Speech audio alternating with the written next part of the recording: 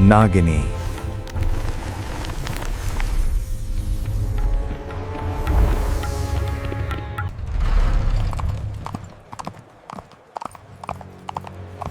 एक दिन राजा अली मर्दान ने शिकार पर जाने का फैसला किया।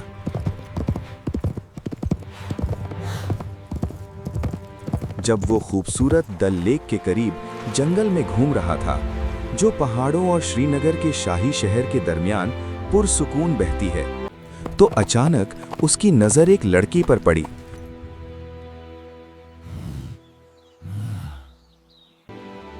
जो फूल की तरह हसीन थी। वो एक दरख्त के नीचे बैठी ज़ारो कतार रो रही थी। अपने साथियों को पीछे रुकने का कहकर राजा उस जवान लड़की के पास गया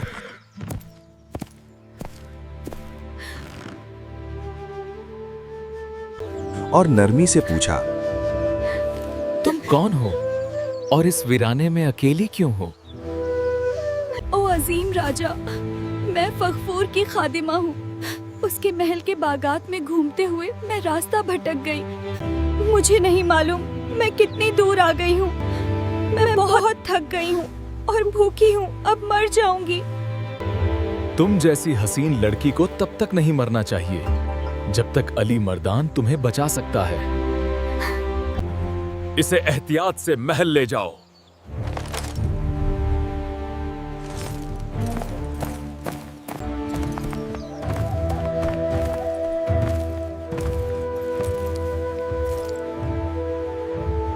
शालीमार गार्डन में मौजूद अपने गर्मियों के महल, जहां फव्वारे फूलों पर शबनम छिड़कते थे और फलों से लदे दरख्त संगे मरमर के सुतूनों पर झुके हुए थे, वहां फूलों और धूप के दरमियान वो राजा के साथ रहने लगी, जो उसके इश्क में इस कदर गिरफ्तार हुआ कि दुनिया की हर चीज भूल गया। दिन गुजरते गए।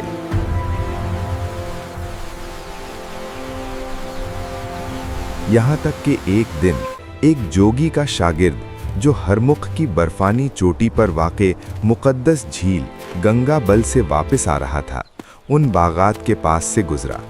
वो हर साल अपने उस्ताद के लिए वहाँ से पानी लाने का सफ़र करता था। चलते हुए उसने गार्डन की ऊंची दीवार के ऊपर फव्वारों को धूप में चांदी की तरह चमकते और उछलते देखा। ये मंजर देखकर वो दंग रह गया। उसने पानी का बर्तन जमीन पर रखा और दीवार फांदकर अंदर के नज़ारे देखने चला गया।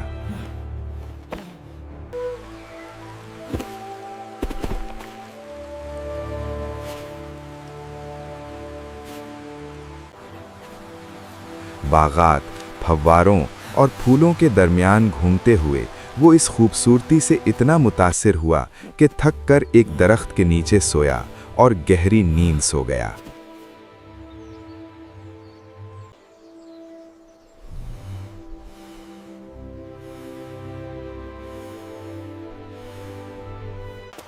राजा ने गार्डन में टहलते हुए उस शख्स को वहां लेटा हुआ देखा और गौर किया कि उसने अपने दाएं हाथ में कोई चीज जोर से पकड़ी हुई है। अली मर्दान ने झुककर नरमी से उसकी उंगलियां खोली तो उसे एक छोटा सा डिब्बा मिला,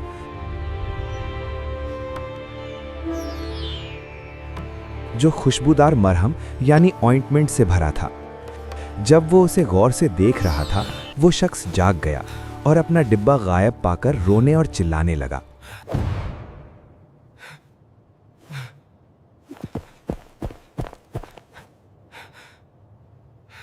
मेरा डिब्बा कहां गया? राजा ने उसे तसल्ली दी और डिब्बा दिखाते हुए वादा किया, अगर तुम सच बताओ कि ये इतना कीमती क्यों है, तो मैं इसे वापस कर दूंगा। ओ अजीम राजा, ये मेरे उस्ताद का डिब्बा है। इसमें एक मुकद्दस मरहम है। इसकी ताकत से मैं हर नुकसान से महफूज रहता हूँ। मैं गंगाबल जाकर जल्दी पानी ला सकता हूँ। क्या तुम्हारा उस्ताद वाकई इतना पहुंचा हुआ बुजुर्ग है? वो वाकई ऐसा ही शख्स है। दुनिया में ऐसी कोई चीज नहीं जो वो न जानता हो। अपने उस्ताद के पास जाओ और उन्हें बताओ कि डिब्बा मेरे पास है। मैं इसे तब तक नहीं दूंगा जब तक वो खुद इसे लेने नहीं आते। जिक्र दिखा बेटे ने अपने हाथी से दिया है और ये भी आसान वाली बात है। जब कोई और रास्ता न रहा तो शागिर्द अपने उस्ताद के पास वापस रवाना हो गया। उस जादुई मरहम के बगैर ये सफर तय करने में उसे 2.5 साल लग गए।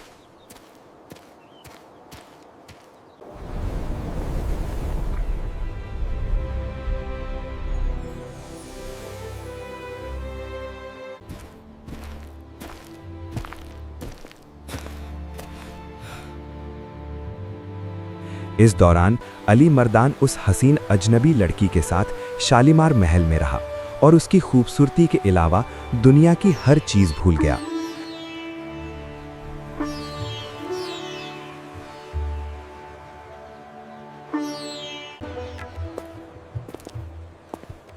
मगर वो खुश नहीं था। उसके चेहरे पर एक अजीब रंगत आ गई थी और उसकी आंखों में एक पथरीली चमक थी।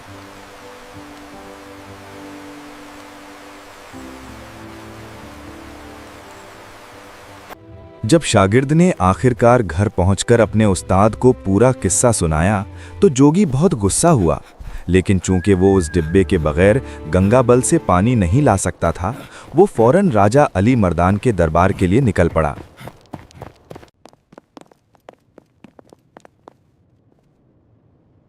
वहां पहुंचने पर राजा ने उनका बहुत एहतराम किया और वादे के मुताबिक कीमती डिब्बा वापस कर दिया।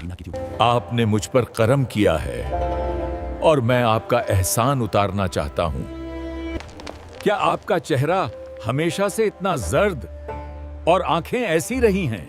क्या आपके महल में कोई अजीब औरत है? मैंने जंगल में एक लड़की को पाया था। वो मेरे साथ महल में रहती है। वो फगफूर की खादिमा नहीं है, वो औरत ही नहीं है,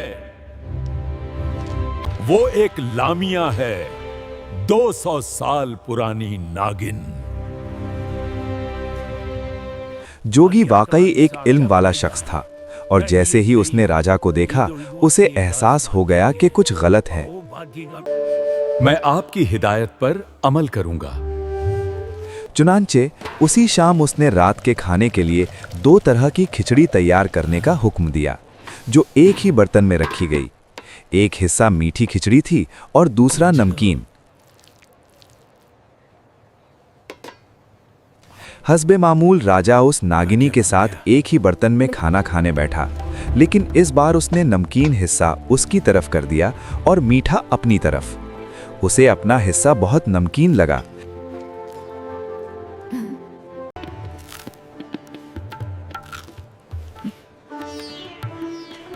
लेकिन राजा को मजे से खाते देखकर उसने खामोशी से खाना खत्म कर लिया।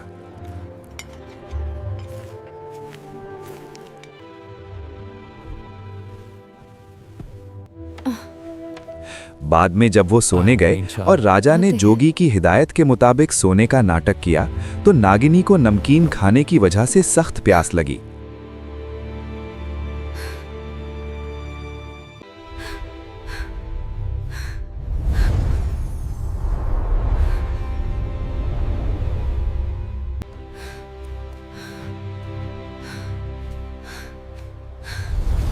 कमरे में पानी न होने की वजह से उसे बाहर जाना पड़ा। अब अगर कोई नागिनी रात को बाहर जाती है तो उसे अपनी असली भयानक शक्ल में वापस आना पड़ता है। राजा अली मर्दान ने लेटे हुए देखा कि उसके बाजुओं में मौजूद हसीन लड़की एक खतरनाक और चिपचिपी नागिन में बदल गई, जो बिस्तर से फिसलती हुई गार्डन की तरफ निकल गई।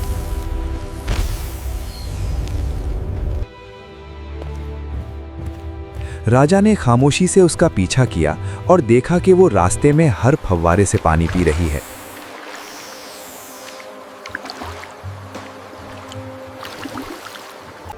यहां तक कि वो डल लेक पहुंच गई, जहां उसने घंटों पानी पिया और नहाई।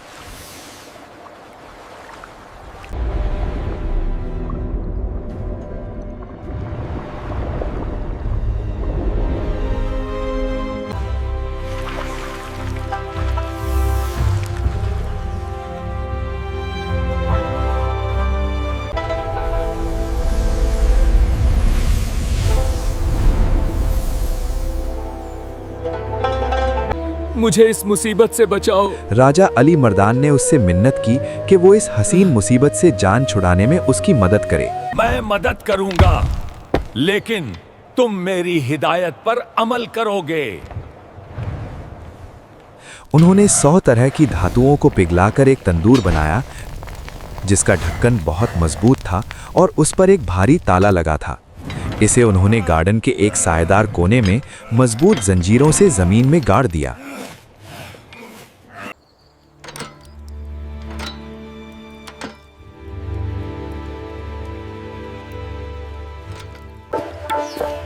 आज हम मिलकर खाना पकाएंगे।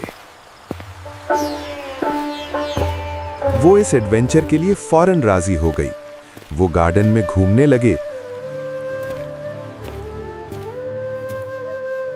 और जब खाने का वक्त आया तो उन्होंने हंस खेलकर अपना खाना पकाना शुरू किया। राजा ने तंदूर को बहुत गर्म किया।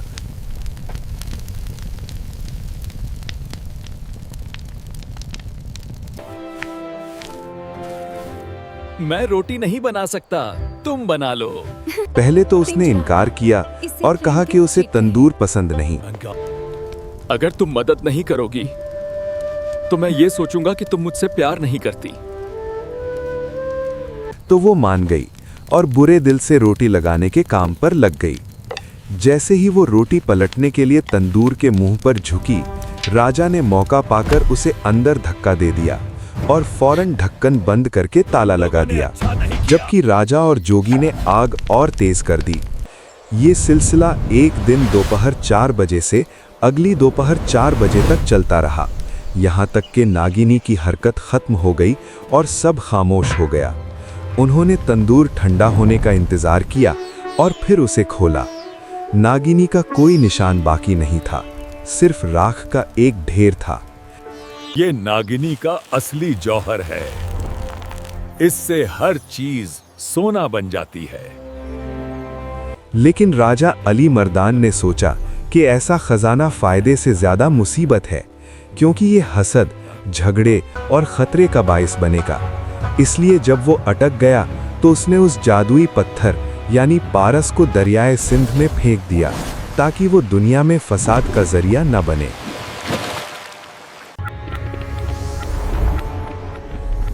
अगर आपको ये स्टोरी पसंद आई हो तो वीडियो को ज़रूर लाइक करें ताकि हमारी हौसला अफजाई हो। और अगर आप चाहते हैं कि हमारी ऐसी प्यारी प्यारी कहानियाँ आप तक बर वक्त पहुँचे तो चैनल को सब्सक्राइब करें। शुक्रिया।